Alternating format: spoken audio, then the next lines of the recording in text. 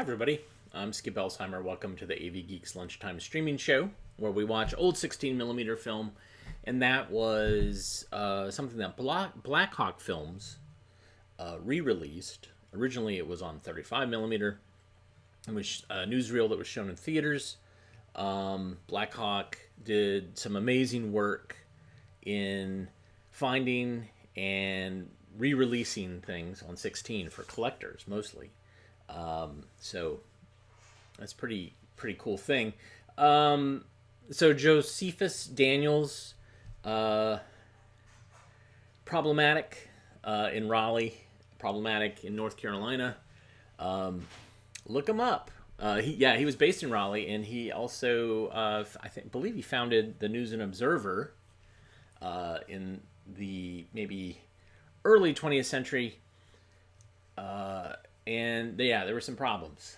I'm not going to elaborate on them, but supposedly the trivia about him was that there was a little spot that was kind of a commemorative spot for World War I naval casualties, and it was named the smallest naval base in the United States.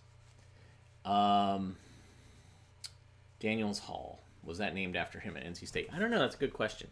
But the Daniels did do positive stuff, but he was kind of sketchy early on. But I won't say anymore. So behind me I have a film scanner set up with some 16mm films, and this is part of a series that my intern found, and here we go. Let's watch some films. I can tell you right now the title's not right, so I'm going to have to fix that. So this is Community Helpers, and the thing is, it deals with a certain time period, and it's about the police.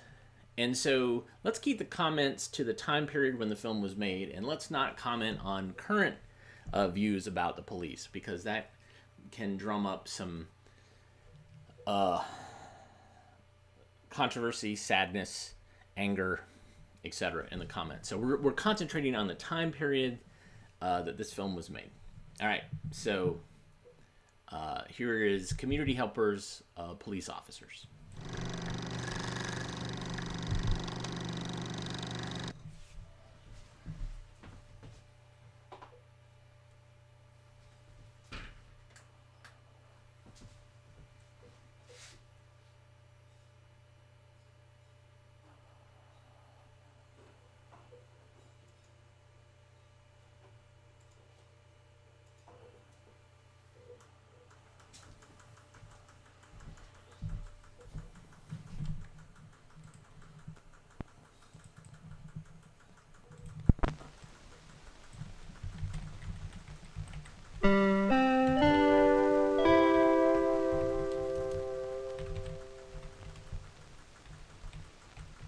Reported vehicular merging in Grand, injuries unknown. Code 3 on a call, this time 1604. 10-4.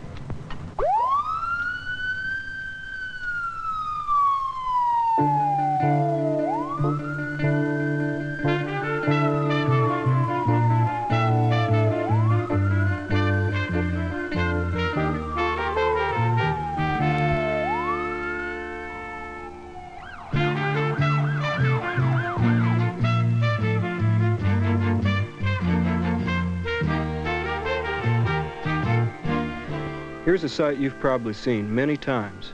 A police car speeding past with its lights flashing and its siren wailing. Haven't you often wondered where the police officer was going in such a hurry? Have you sometimes wished you could ride along to find out what it's like to be a police officer? Well, here's your chance. I'm Officer Stark. Sorry I can't shake hands right now, but as you can see, I'm kind of busy. I've been a police officer for almost 6 years now. I work the second shift, we sometimes call it watch, from 4 o'clock to midnight.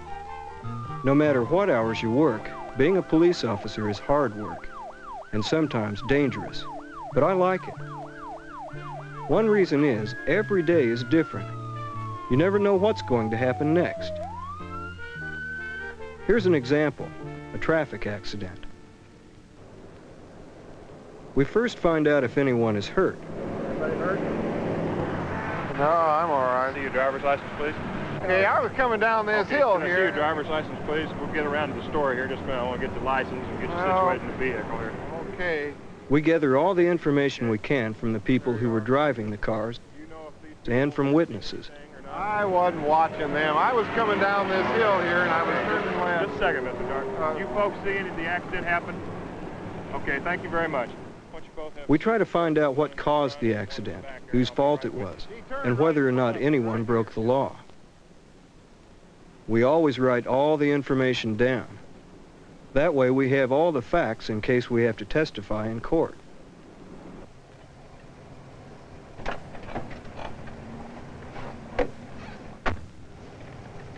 Okay, Mr. Dart, would you like to tell me first what happened, please? As a police officer, it's my job to uphold the law and to protect life and property in the community. We spend much of our time helping people in different ways. Yes, I was turning right, and he turned left right in front of me into my lane. Okay, what color was the light for you, It ma'am? was green. And for you, sir? Green, absolutely. I had a green light. Fine.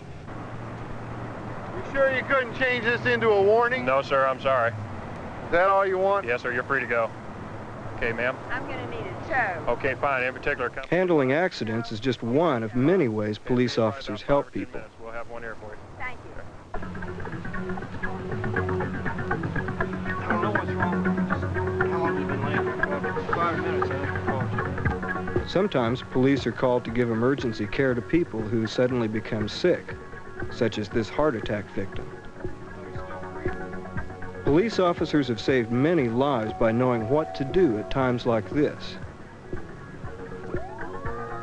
Sometimes we save a life by rushing through town to take medicine or blood to someone who's sick or injured.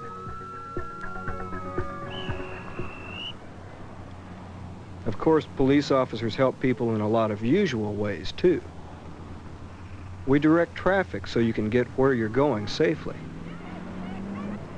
We give directions so people can find their way around an unfamiliar part of town. Traders National Bank is at 1125 Grand. Go up here 1 block, make a right, and go down 1 block. It's right on the corner at 12th and Grand. Thank you very much. You're welcome. We return little lost children to their parents. I believe Sarah belongs to you. She told me that you got lost from her. That's okay. She was over there. She was worried. She was looking for you. But We provide special police escorts.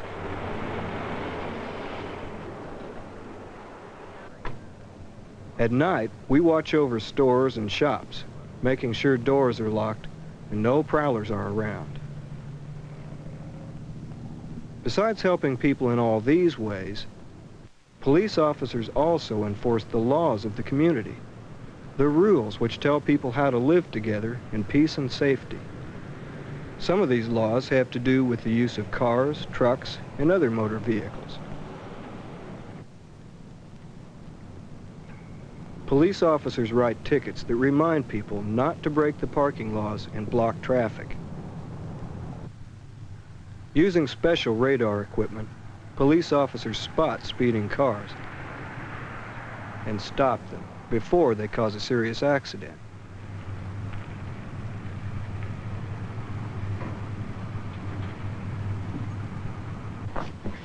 Good morning, sir. May I see your driver's license? You were just checked on radar at 43 miles per hour in a posted 30-mile-an-hour speed zone. 43? Yes, sir. No one likes to pay for a speeding ticket, but sometimes people need this reminder to drive safely and obey the traffic laws. It may even save someone's life. Of course, we police officers know that most people try to obey the law at all times. Oh, sure, they may make a mistake and get a traffic ticket or a parking ticket once in a while, but they would never break the law by committing a serious crime, such as robbery, burglary, or murder. that bread costs $25, John. Oh, come on. I got a traffic ticket on the way. But sad to say, there are always a few people who will commit such crimes. $25. Yeah, well, if you have any left, come back.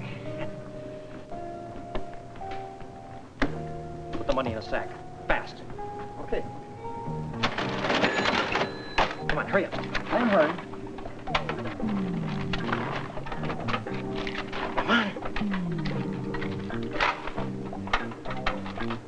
billfold, too. Come on, hurry up. Now, face down on the floor. Don't move for 2 minutes.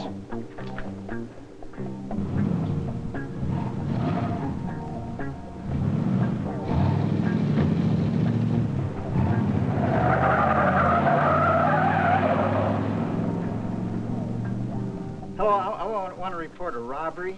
When someone calls the police to report any kind of trouble, an officer gets all the information from the caller. No, he's gone. He left. Did you see any type of vehicle? A fella here said it was in a white van with brown stripes. Did you get a license number? Did you get the license number? No, he didn't get any license number. Yeah, it just happened just a couple of minutes ago. The dispatcher calls the patrol car nearest the scene of the crime. Report of an armed robbery at the market, Gregory and Oak, calling car 867. Gregory and Rock Hill. 867, make the call from Gregory and Rock Hill. Suspect vehicles reported to be a white van with a brown stripe. 10-4. Sometimes a police helicopter will be sent out to try and locate the criminals from the air.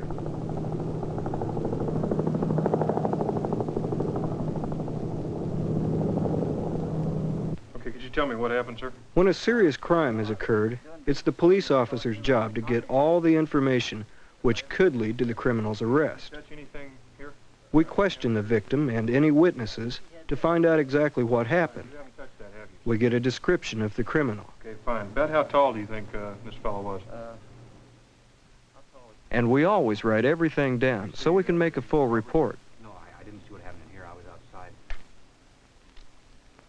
Later on, other police officers will search for additional evidence, such as fingerprints. I'm Detective Standards. This is Detective Ely. And detectives, plainclothes policemen who are skilled in investigating crimes, will try to find other clues that could lead to the criminal's arrest. Did you happen to see anything which resembled that? Yeah, I think I did. There was a white van. It really went burning around the corner. The gunman who robbed this store may have gotten away, but a lot of police officers will be looking for him. A brown stripe on it. Okay, robberies are still on the increase, so keep an eye on your open businesses. Incidentally, we got a pickup on that holdup that occurred yesterday at Gregory and Oak. Write this down. We're looking for a white Ford van with a brown stripe. Another day, and this is how it begins. Roll call. The sergeant makes sure we're all here and then gives us any special instructions. Soon we're back on the job, patrolling our assigned area, or beat.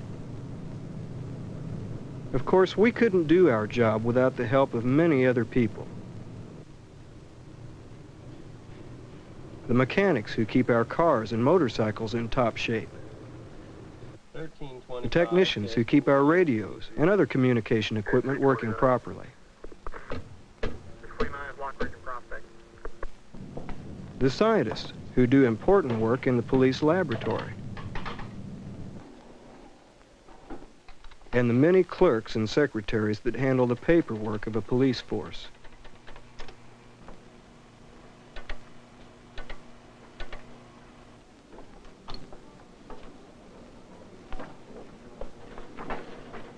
The investigator must be able to identify the physical evidence. Have you ever wondered how someone gets to be a police officer? Well, believe me, it's not easy. It takes several months of hard work and training. One of the ways we do this is that we properly mark the evidence. Trainees study the laws they will uphold as police officers. Recognized means of marking evidence. They learn about first aid. You know, when you tie it off on the sides. Breathe 4 quick breaths. And other ways of saving lives. By the victim's mouth to feel and listen for air. You want to search? Trainees also learn how to deal with troublemakers. Take your right hand, put it in the middle of the subject's back. That way, if he does move, you can feel it. The block will be done in the same manner. And how to defend themselves and others from attack. Stopping the attack, either a high kick or a low kick. Now let's go to work and try that.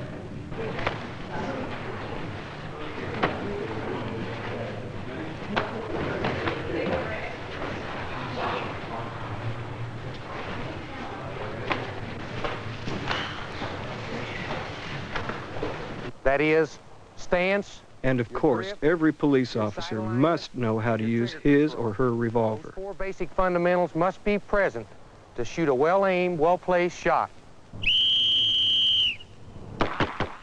Although they rarely, if ever, have to fire their guns in the line of duty, police officers know they must be ready, just in case. That's why all police officers practice from time to time. Officer Stephen L. Young.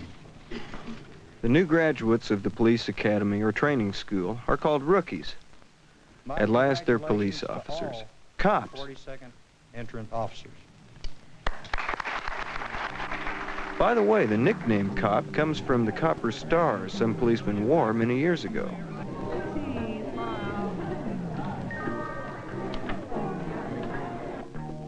Well, that gives you some idea about how you get where I am today, and what being a police officer is all about. I could tell you more, but right now, that van could be the one used in yesterday's armed robbery. I better check it out. Thanks for riding with me.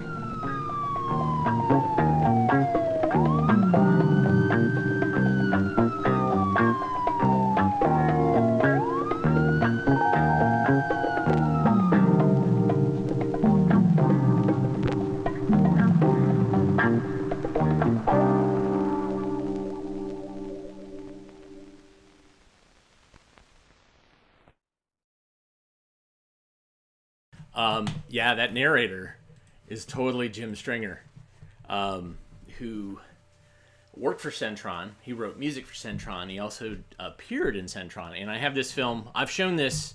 I think I showed this in November of last year, but it's so good that I kind of feel like I have to show it again. Here is Caught in a Ripoff featuring Jim Stringer.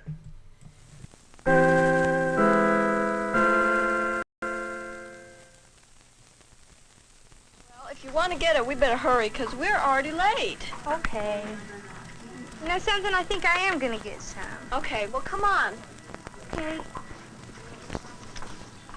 You know, is anybody here? Well, just a minute. Someone will come. Oh, I can't see anybody. I'm not going to give you a lot. I mean, if you want a sermon, catch Billy Graham on the tube. But we're so late. I mean, Clipping goes on. So what? Sometimes it's not even planned. It just happens. And it's as much the store's fault as it is ours. I mean, if they want you to wait on them, it ought to be worth something.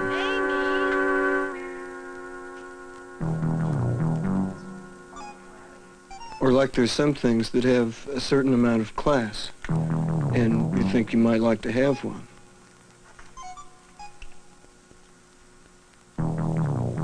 And you look, and it's like 9 prices. So either way, it's a ripoff. Either they get you or you get them. I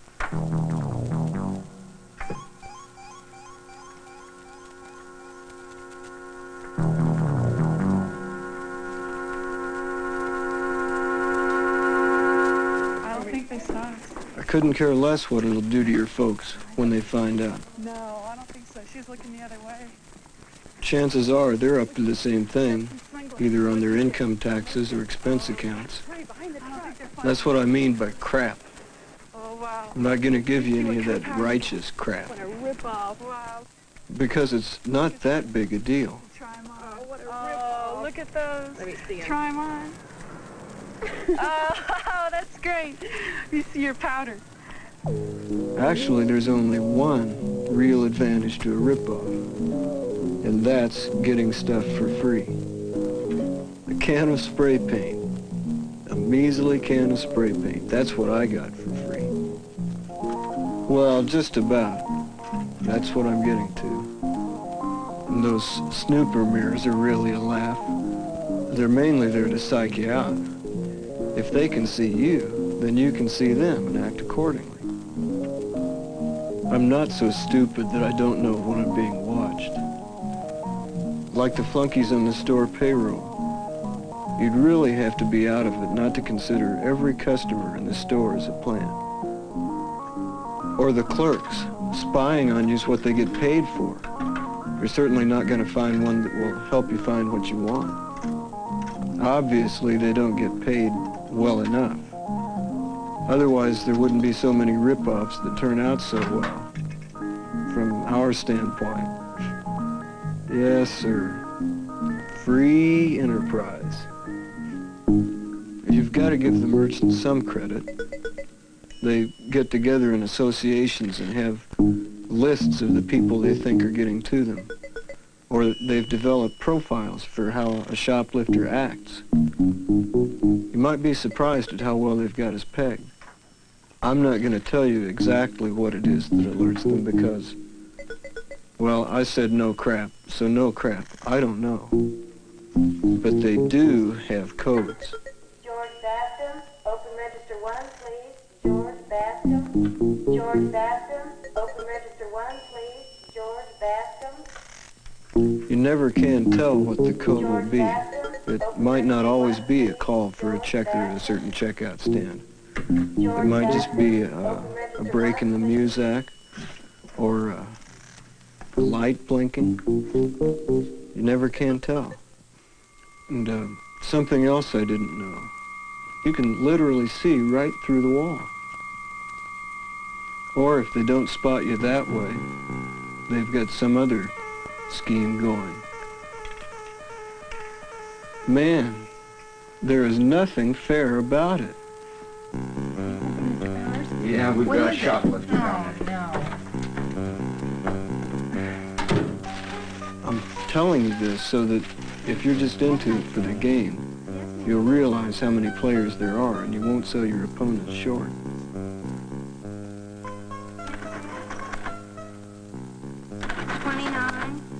Will there be anything else? No, that's all. Now they've got you. I mean, legally. Who'd be expected to know that if you go through the checkout stand and they ask you if there's anything else, and you say no, then that's concealing with intent to divert to your own use. And that's stealing, according to them, even if it's just a little harmless penny-ante stuff. Mm-hmm. You bet. The hair stands up on the back of your neck. You get an empty feeling in the pit of your stomach. You know, they know. They're gonna let you get out of the store, and then they're gonna nab you. If you let them. If you don't play it very cool.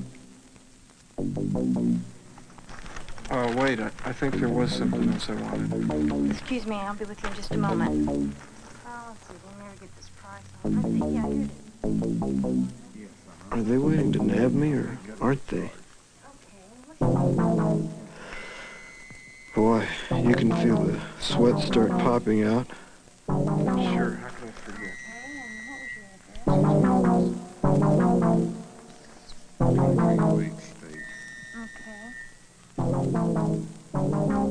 Geez, they are onto something. I've got to get myself together. Easy. Slow and easy. Just walk back there to the paint section and put it back on the shelf. It's not a rip-off if you haven't got anything on you. That's what you think. Oh, damn. How did I get into this? Hey, wait a minute. Maybe there's a way out. Can I pay you for this? Forgot I had it. Would you like to come to the office and talk about this unpaid merchandise? There's nothing to talk about. I meant to pay for it. No, wait a minute. The thing is, they won't let you pay. It's weird. I mean, everybody thinks that all you have to do is pop up with the money if you get caught. I mean, who hasn't figured that? And that shows what you're up against. Once you pass the checkout counter, they don't have to wait until you're out of the store. You forgot you had it when you came in here for it? Well, here, take it. You think I was trying to... Hey, where do you think you're going? Come back here. I got it here. Charlie, get him over there at the door. What's going on? I think they caught a shoplifter. It's car keys. He won't get far.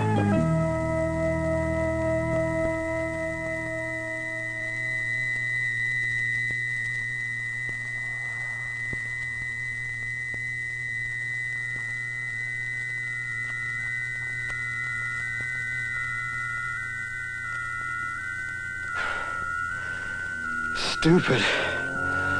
Stupid, stupid, stupid. You run, and then there's no question. A dead giveaway.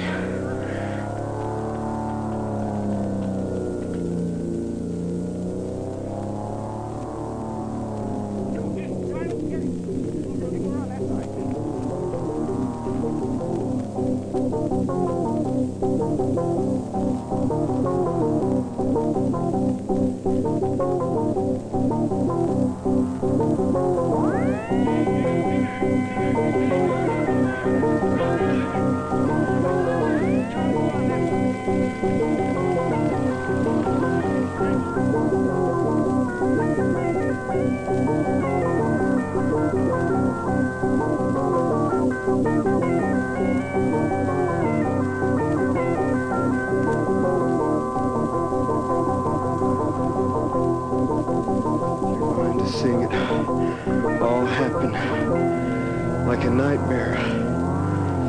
Like a nightmare that's happening to somebody else. Only you know it's you. That's you running.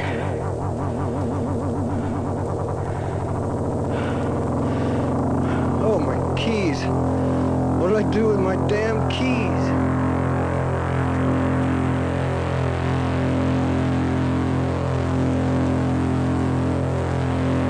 I'm sorry, man. I don't know what got into me. I've just never done anything like that before. Come on, let's... You can be telling the truth, and it's like he didn't hear you. I mean it, though. I'm really sorry. Look, you can't believe how many times I've heard that story. You're not another human being with feelings, or somebody's son or daughter that they're proud of, or somebody with a great future. Whatever it is, you know that you are.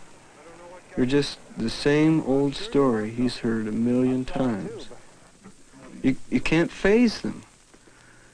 You can't make them understand that this is important to you. This is your future. Look, can't we just forget about this? I mean, I know I made a mistake. And I deserve to squirm a little bit, but do you have to crucify me? Please, why don't you have a seat? I'm sorry. I have no choice. My boss says I have got to put a stop to shoplifting or I'm out of a job. Unless the percentage of shrinkage goes down, and most shrinkage is shoplifting, I'm not going to be working here any longer. No matter how sorry I might feel for the ones who are involved. Give me the police, would you please? I'm sure you know the number. If I can hang on to my job, I'd like to get paid in line with my efforts. Now, my pay is based on whether this place makes any money or not. So anybody that takes a dime's worth of stuff off those counters down there is really taking money out of my pocket. I know a shoplifter never stops to think everybody has to pay higher prices to cover the cost of what he gets away with. But I've had pretty little teenage girls sitting right there, and pillars of the community, grandmotherly types, and they all say it isn't hurting anybody. Well, it hurts me. Ready on your call, Mr. Powers. Sergeant Duncan's on the line. No! You can't help yourself. It's just torn out of you. It's the deepest, hurtinest feeling you've ever felt. It's part fear, part disgust with yourself, and part maybe what you'd call grief. Grief for who you thought you were. You probably won't get a chance to be now. Like some of you have died, and this is the funeral. And that's all I'm trying to get across to you. What it feels like to be ashamed. There are other humiliations. Being looked at like you were something rotten. Having to sweat out a long, long wait.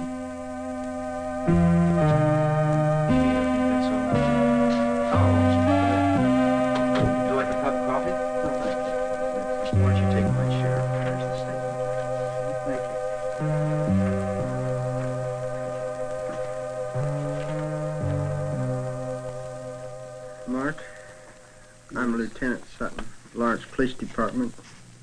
I'd like to ask you some questions. But first I'm required to... It hits you that you're going to have a record right to follow you around. You have the right... But I'm not going to harp on all that crap. Do you understand each of these rights? All I'm trying to get across is what it does to you. The way you get hurt when you're caught in a ripoff. Do you wish to talk to us now? Mark, you are hereby summoned to appear before the Municipal Court of Lawrence on the 8th day of April at 8 o'clock a.m. to answer a complaint charging you with shoplifting. If you fail to appear, a warrant will be issued for your arrest.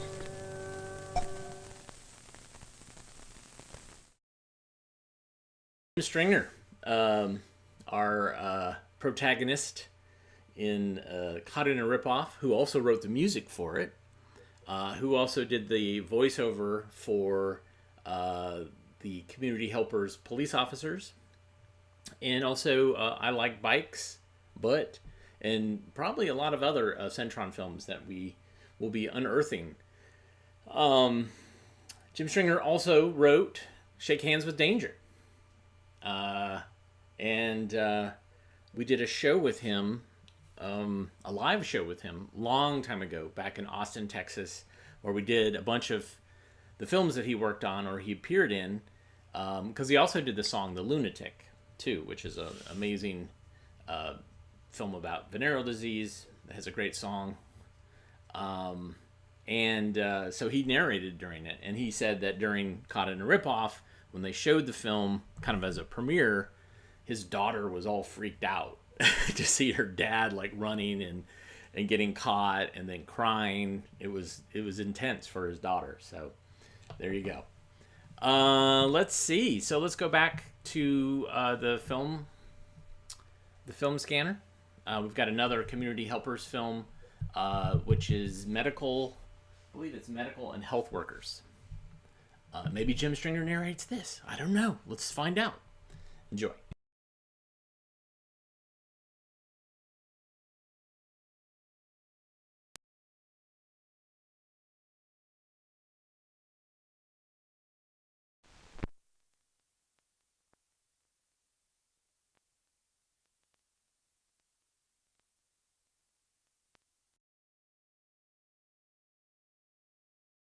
One second.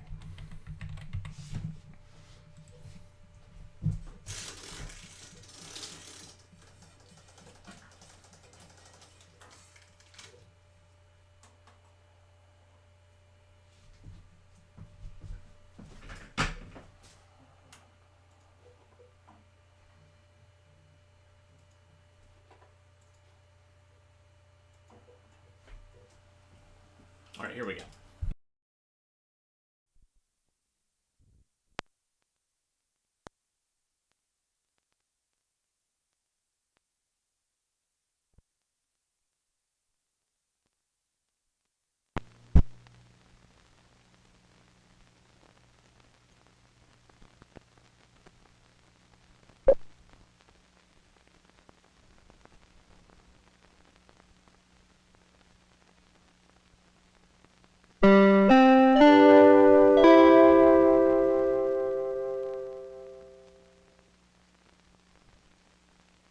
That's pretty loose, isn't it? Yeah. A community has many people who fix things when they break or wear out. Just this a little bit. That look pretty good?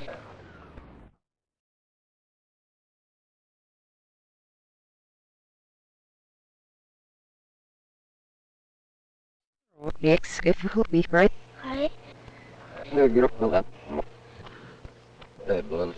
Bara work here windows and it's good for beef me them say to him. Hi. And this will get up.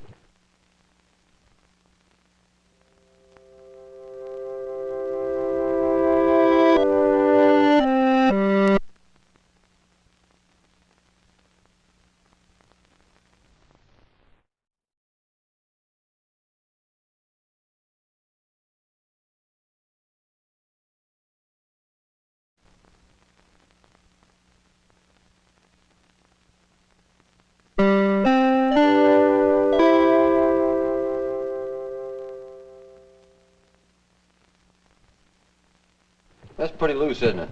Yeah. A community has many people who fix things when they break or wear out. Just this a little bit. That look pretty good? Yeah. There are people who fix skateboards. There, what do you think of that? Hmm? It's good. Yeah, now you check that and see how you like that. People who fix cars. People who fix roads. There are people who take care of houses and plants and animals. That's But who takes care of you when you're sick or hurt? Your tonsils are okay. Right. Doctors and other medical workers take care of you and everyone else in your community. Good. How's everything out on the farm? Great. Well, school's going to be out pretty soon, isn't it? You going to be able to play baseball this year? Yes. Good. Just as a car has many different parts to take care of, tires, lights, windshield wipers, the engine, your body has many different parts. Eyes, nose, mouth, heart, stomach are a few. Your body is a very complicated machine. Many doctors take care of all parts of the body. Others concentrate on just one part. For every part of the body you can think of, there's probably a special kind of doctor to take care of it. The people in a community need many different kinds of doctors. pretty well now. How are the kids? There are doctors who take care of old people and doctors who take care of children. Which doctor would you go to? How you doing today? Fine. I understand you got a little sore throat there, huh? Right. The children's doctor. On my birthday. Really? Mm-hmm. And do your ears hurt you at all? Mm-mm. No. Do you been running a temperature? No. No. Let me take a listen to you. But if your children's doctor thought you needed glasses, he would send you to an eye doctor. Which is the clear tissue just in front of the brown part of the eye. Looks very good. Okay, fine. Just sit back now, please. We'll take a look here. Sit up towards me now and look at my nose now. That's good. Both eyes. This is not going to hurt. It's going to harden. Or if you broke a bone, you would go to a bone doctor. Chris, want to come on back with me? Yeah. Doctors see their patients in an office or in a hospital. Did you have a pretty good night's sleep? When people need a lot of special medical care, their doctor will send them to a hospital. Since people can get sick or hurt at any time, a doctor has to be ready to go to the hospital in the middle of a party, in the middle of dinner, or even in the middle of the night. Yes, this is Dr. Campbell. I'll be right there. Okay. The people in a community know they can depend on their doctors to help them. Being a doctor means being able to work with all kinds of people who have many different kinds of problems. Hi, Larry. Hello. How are you doing? Better. Can you tell us where the pain is? Pressure in the middle of my chest. But if doctors had to be with all of their sick patients all of the time, they would wear out quickly.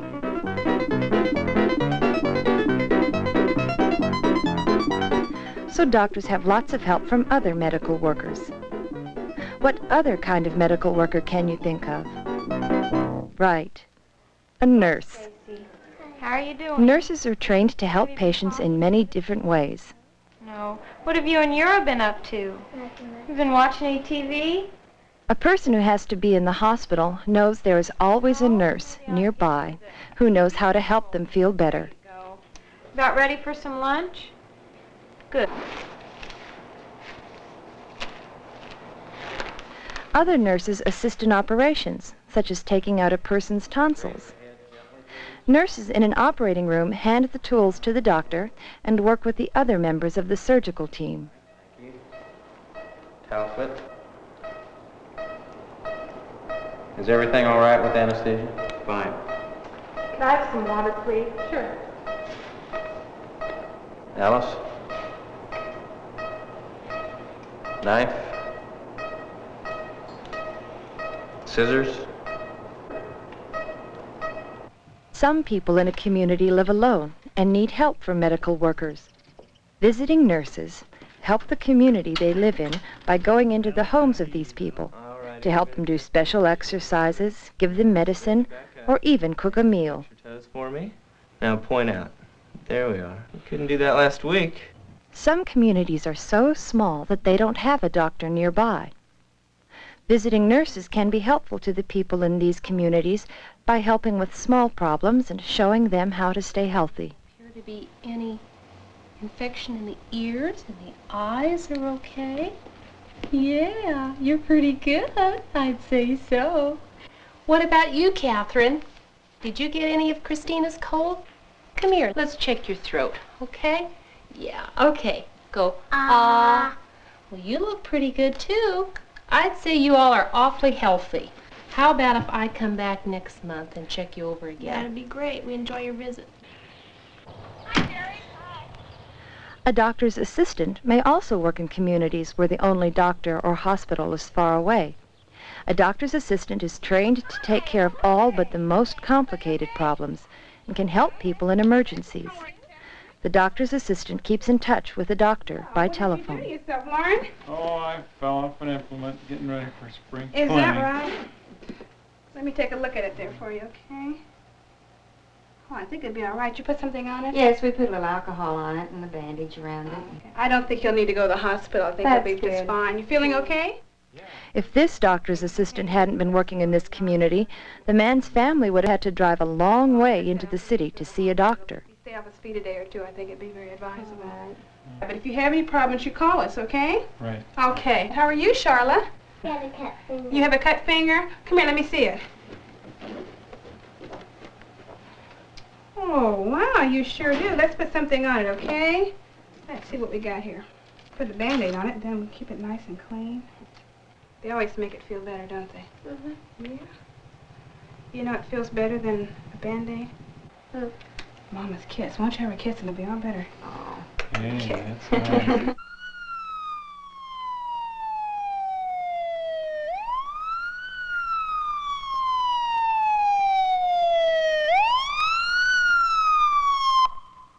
When a person is hurt or very sick and needs to go to the hospital as quickly and safely as possible, how do you think he or she gets there? Ooh, how you feeling, young man?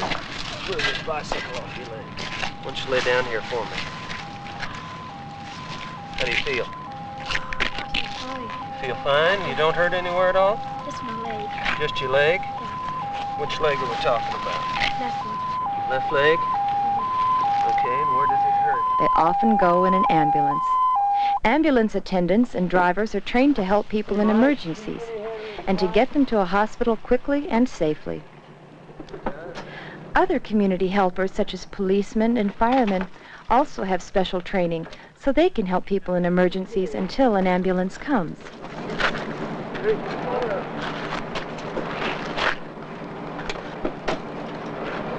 Okay. Join, I'm going up front. Okay.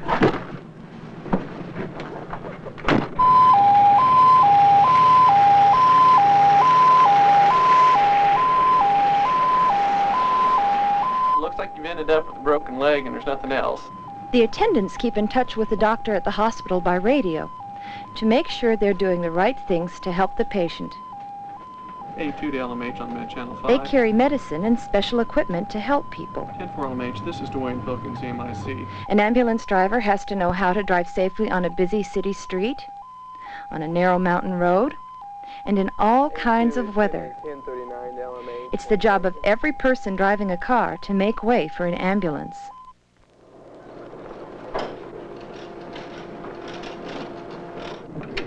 Yeah, here's your patient. I have a leg problem there. Found under his bike. There are other medical workers in hospitals. X-ray technicians take pictures or X-rays of people so the doctor can see broken bones or other problems inside the body. An X-ray, okay? They hurt? No, X-rays don't hurt. Okay, Marty, I'm gonna put this underneath your leg now. Raise it real slow. Good. An X-ray technician knows just how to move people who are hurt and where to put the camera so it will take the best picture. Okay, hold real still.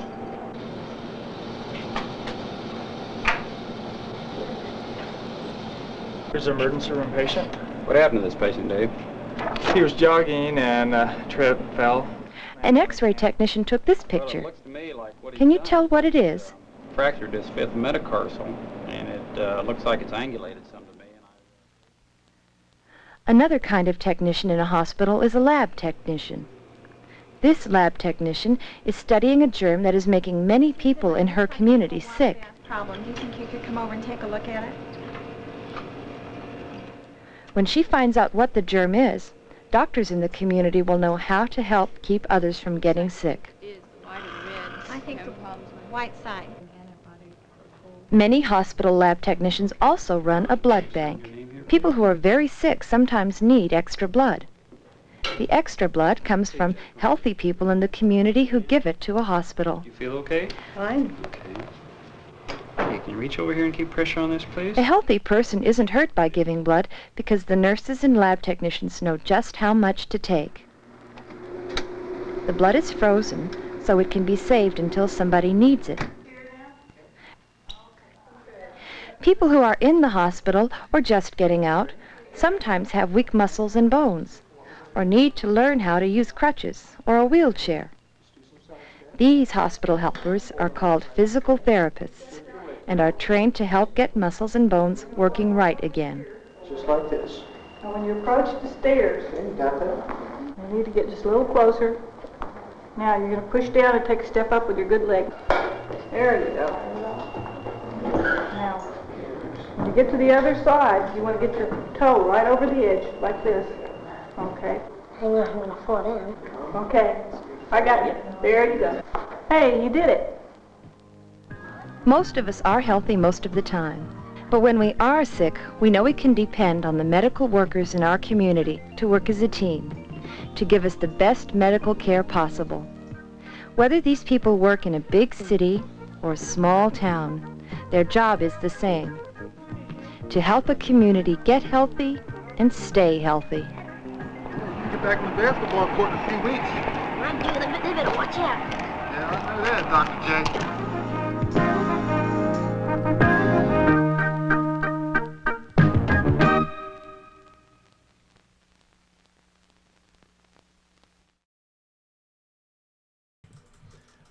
And I don't think I've got something ready that's going to fit the time frame, but we're just going to go ahead and do this anyways. This is another Centron film. This is Fire Safety is Your Department. Enjoy.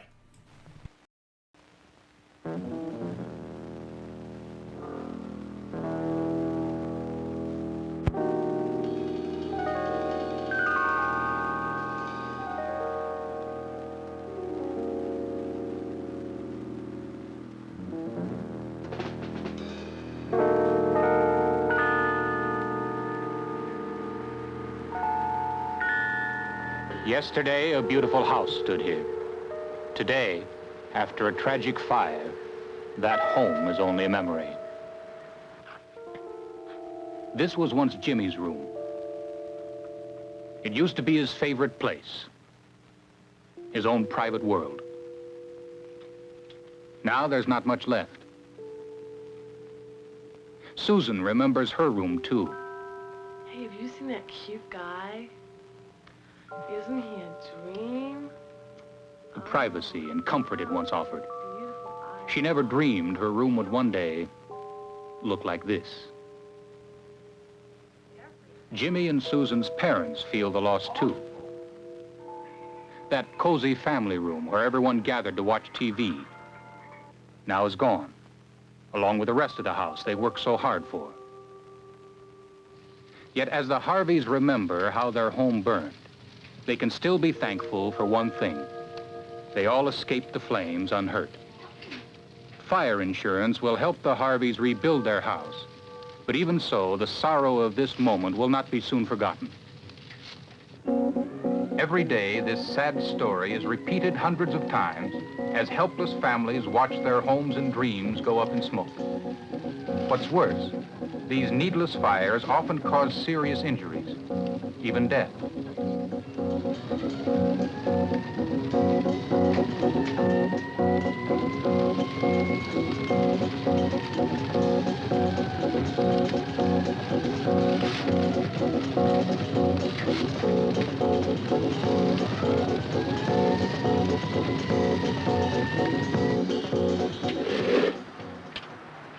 That's why you need to practice fire safety every day. Let's see what fire safety is all about. Let's see what you can do to protect your home and yourself from the danger of fire.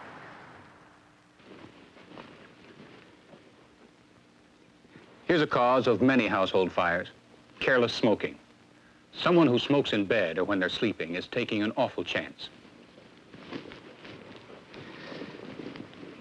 A cigarette dropped on a sofa, on a mattress, and a rug could smolder for hours, then suddenly burst into flame and cause a major fire. You can't stop others from smoking, but you can reduce the risk of fire by being alert. Hey, wake up. Your cigarette. Oh. Remind adults in your home never to smoke in bed or when they're sleepy. Hey, who was he? Mildred? Mildred! Another way you can practice fire safety is to always use matches properly. Hold it. You forgot something. Close the cover before striking the match. That way you won't accidentally ignite the remaining matches. Okay? When you're through with a match, make sure it's out before you throw it away. To be sure it's out, break the match in half.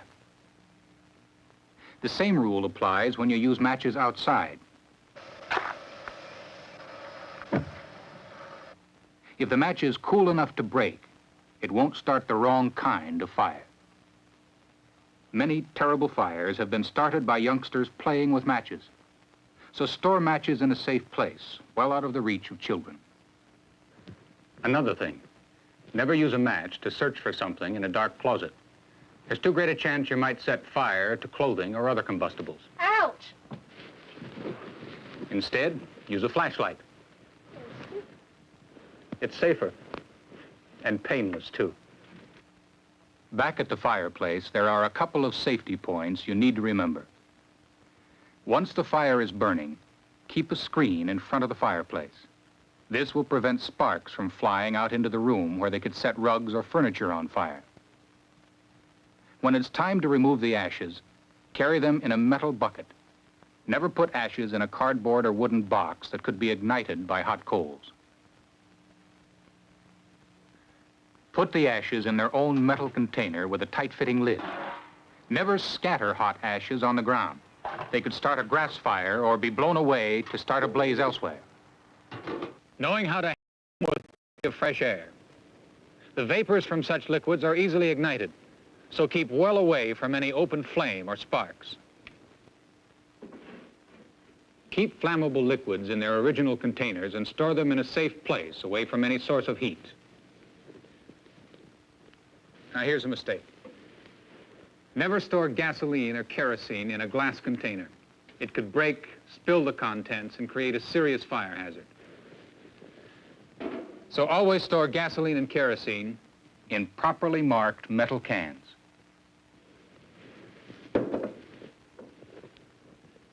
Rags that have been soaked in paint thinner, motor oil, or furniture polish are another fire hazard if they're stored improperly, like this. Over a period of time, oily rags can produce enough heat to burst into flame. This is called spontaneous ignition, and it's a real danger. So store oily rags in a closed metal container that has an airspace underneath to get rid of heat. There's one kind of flammable material you don't need to store: plain old trash. An attic or a closet like this is a perfect place for a fire to start. Protect your home from fire by getting rid of trash, rubbish, old newspapers, junk, any unwanted material that could be fuel for a fire. Another way you can prevent fire is to be careful when you use appliances and electricity. A burner left on when not in use is an invitation to disaster, especially if little brother is in the mood for a hot dog. So turn off any appliance you're not using. Here's another hazard: an overloaded electrical outlet. Too many appliances plugged into the same outlet can cause electric wires to overheat and start a fire. Don't make this mistake. Use fewer appliances at a time and plug them into the wall outlet, not a socket attachment or an extension cord. You can help prevent fire by practicing the rules of safety. Let's review them. Be alert. Remind grown-ups never to smoke in bed or when they're sleepy. Use matches safely. Close the cover or box before striking a match. Make sure the match is out before you throw it away. And keep matches out of the reach of young children. Use and store flammable materials properly. Store gasoline, kerosene, and other flammable liquids in properly marked metal containers away from heat. And use such liquids only in well-ventilated areas, or preferably out of doors. Put oily rags in a covered metal container to prevent spontaneous ignition. And keep your home free from trash and rubbish. Also, be careful with appliances and electricity. Turn off or unplug appliances that are not in use, and never overload electric outlets.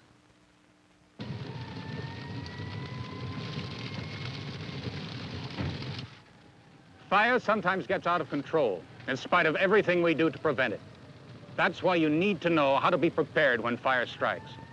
Most home fires start at night, when you're asleep. By the time the fire is discovered, you may have only seconds to get out of the house. That's why you need to plan your escape in advance, before fire strikes. Here's how. First, tour your home, and choose 2 escape routes from each room.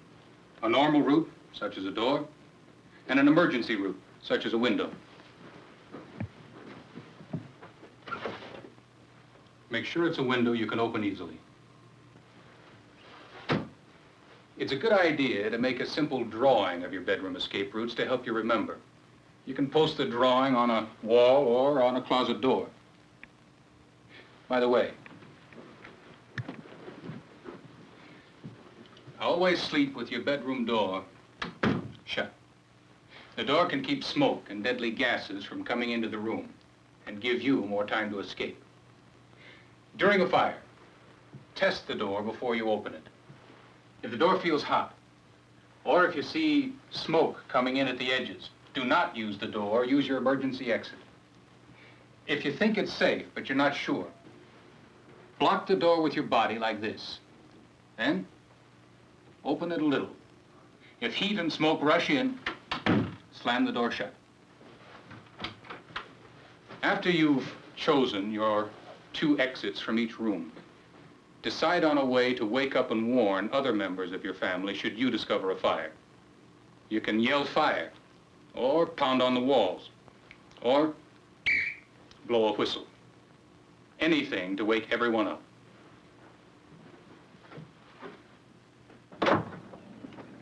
Next, pick a spot outside where everyone will meet after getting out of the house. There you can make sure everyone is safe. Once you're out of a burning house, stay out. Never go back in. You might get trapped inside. Finally, go to the nearest telephone booth or alarm box and call the fire department. We'll take over from there. Don't risk your life trying to fight fires or save possessions. That's our department. Now, let's see how these safety measures could save your life should you discover a fire in your home. It's the middle of the night, and you're awakened by the smell of smoke. Your first impulse should be to warn others in your family.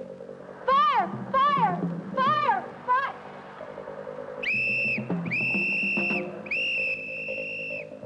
Fire! Remember, test the door of your first escape route. If it's safe, exit quickly. Get yourself and everyone else to safety. Never mind getting dressed, just get out. But if the door is hot or leaking smoke, use your emergency escape. Leave your possessions behind. Outside, Go to your agreed-upon meeting place and stay there until you're sure everyone is out safely. Quick, Paul, run to the neighbors and get the fire department. Then call the fire department. Fire department? My name is Paul West, and I'd like to report a fire at 1232 South Maple. To report any fire, Yes. give your name and the address where the fire is burning. South Maple. Then wait to answer any questions. Remember, if you discover a fire in your home, warn others in the house. Get out fast and leave your possessions behind. Go to your outside meeting place. My name is Paul West. When everyone and is I'd out like to report a fire at safely, 1232 South call the Maple. fire department. Yes. Yes. All right. But now, suppose a fire has you trapped in your room. What should you do? First of all, keep calm. Panic won't help.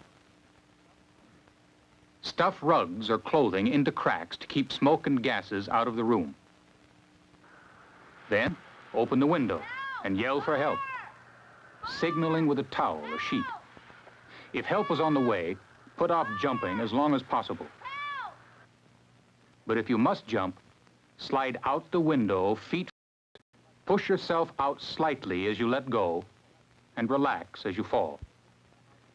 Remember, jump only as a last resort. Now here's something that no home should be without. A fire extinguisher. Dry chemical or carbon dioxide extinguishers are best for general household use. Keep one on each floor of your home and know how to use it. And this device is probably even more important than a fire extinguisher. It's called a smoke detector. It won't put out a fire or prevent one from starting, but it will warn you and your family of a fire, even if you're sound asleep. Watch what happens when smoke reaches the detector.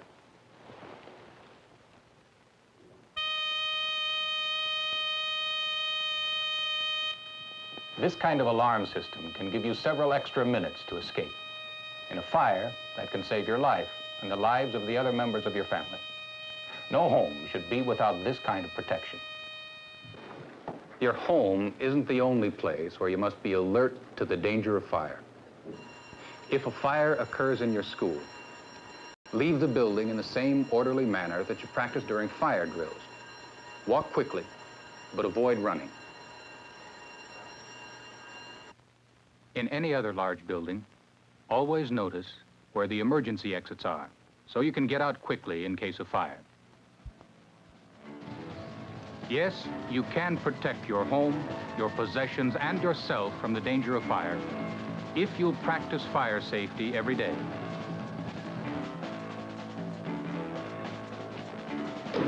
Remember, fighting fire is our department. But fire safety is your department.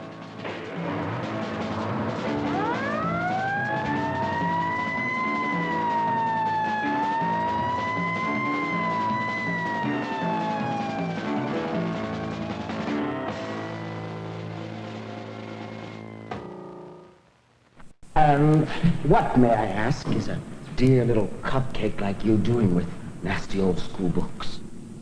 My dear child, we haven't had school or books in ages. No school? Really? Why don't you get rid of that school book? You can drop them in here. It'll get all burned up in there. Well, of course it will, dear child. And so it should.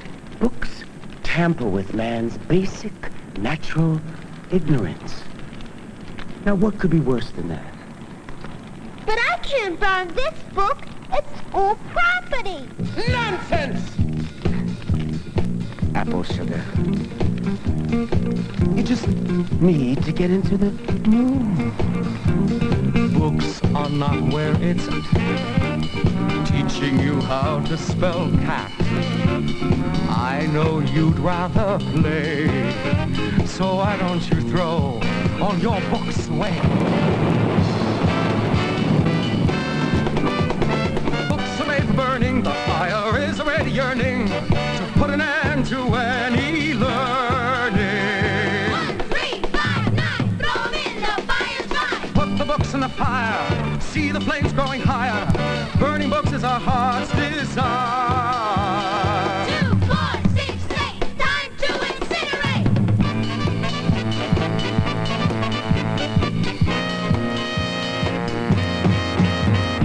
Books will not make you wise, and reading's bad for your eyes. I am sure you agree.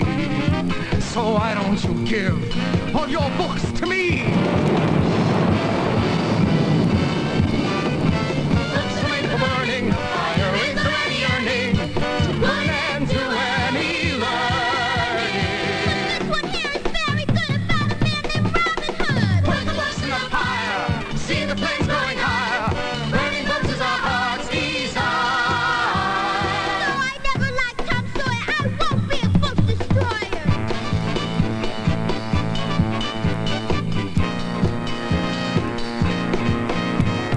Books can only confuse, teaching you things you can't use. You should listen to me. Burning your books will set your mind free. Books are made for burning, fire is already yearning to put an end to any learning. Put the books in the fire, see the flames growing higher. Burning books is our heart's desire. Books are made for burning, fire is already yearning to put an end to any learning. No, stop!